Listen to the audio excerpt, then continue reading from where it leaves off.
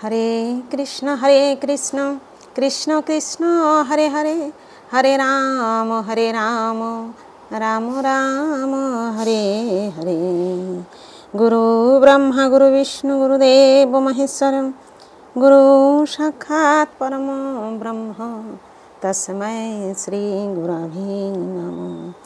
पाठ करछि श्रीमद् भागवत गीता कर्मयोग तृतीय अध्याय श्लोक नंबर 3। श्री भगवान उवाच लोकेस्मिन् द्विविधा निष्ठा पुरा प्रोक्ता मया नघो ज्ञानयोगेन सांख्यानां कर्मयोगेन योगिनां।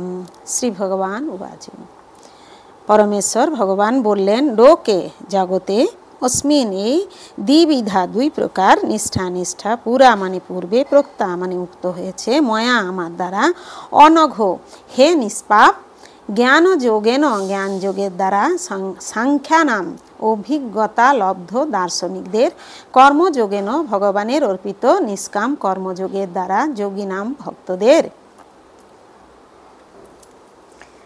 अनुवाद परमेश्वर भगवान बोलें हे निष्पाप अर्जुन, आमी इतिपूर्वे व्याख्या करेছি যে দুই প্রকার মানুষ আত্মোপলব্ধির চেষ্টা করেন।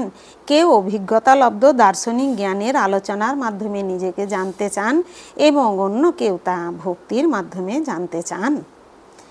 তাৎপর্য দ্বিতীয় অধ্যায়ে 39তম শ্লোকে ভগবান সাংখ্যযোগ ও কর্মযোগ বা বুদ্ধিযোগ এই দুটি পন্থার ব্যাখ্যা করেছেন। এই লোকে ভগবান সেই বিষয়টি আরও স্পষ্টভাবে ব্যাখ্যা করেছেন। সাংখ্যযোগ চেতন ও জড় প্রকৃতির বিশ্লেষণমূলক বিষয়বস্তু। যে সমস্ত মানুষ পরীক্ষা নিরীক্ষা সম্ভূত দার্শনিক তত্ত্বের মাধ্যমে জ্ঞান আহরণ করতে চায় তাদের বিষয়বস্তু হচ্ছে এই সাংখ্যযোগ। অন্য পন্থাটি হচ্ছে কৃষ্ণ ভাবনামৃত বা বুদ্ধিযোগ, যা দ্বিতীয় অধ্যায়ে 61তম শ্লোকে ব্যাখ্যা করা হয়েছে। ভগবান 39তম শ্লোকে ব্যাখ্যা করেছেন যে এই বুদ্ধিযোগ বা কৃষ্ণ ভাবনামৃত অনুশীলন করলে অতি সহজেই কর্মবন্ধন থেকে মুক্ত হওয়া যায় এবং অধিকন্তু এই পন্থায় কোনো দোষ ত্রুটি নেই।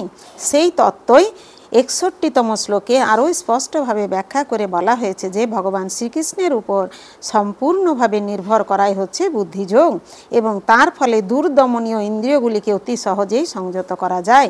তাই এই দুটি যোগই ধর্ম ও দর্শন রূপে একে অপরের উপর নির্ভরশীল।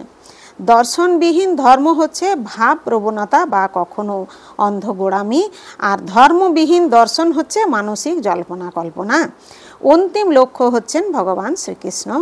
কারণ যে সমস্ত দার্শনিকেরা বা জ্ঞানীরা গভীর নিষ্ঠার সঙ্গে পরম সত্যকে জানবার সাধনা করেছেন তারাও অন্তিমে কৃষ্ণ ভাবনায় এসে উপনীত হন। ভগবদ্গীতাতেও এই কথা বলা হয়েছে, সমগ্র পন্থাটি পরমাত্মার সঙ্গে সম্পর্কের পরিপ্রেক্ষিতে আত্মার স্থিতি হৃদয়ঙ্গম করা। পরোক্ষ পন্থাটি হচ্ছে দার্শনিক জল্পনা কল্পনা, যার দ্বারা ক্রমান্বয়ে কৃষ্ণ ভাবনামৃতের স্তরে উপনীত হওয়া যায়। আর অন্য পন্থাটি হচ্ছে প্রত্যক্ষভাবে ভগবান শ্রীকৃষ্ণের সঙ্গে কৃষ্ণ ভাবনামৃতের মাধ্যমে সব কিছুকে যুক্ত করা। এই দুটির মধ্যে কৃষ্ণ ভাবনামৃতের পন্থাই শ্রেয়, কেননা এই পন্থা দার্শনিক জল্পনা কল্পনার মাধ্যমে ইন্দ্রিয়গুলির শুদ্ধিকরণের উপর নির্ভরশীল নয়।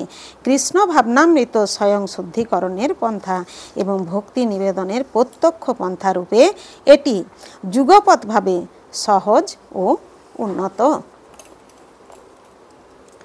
হরে কৃষ্ণ কৃষ্ণ কৃষ্ণ হরে হরে, হরে রাম রাম রাম হরে হরে। জয় গুরুদেব, জয় গুরুদেব, জয় গুরুদেব।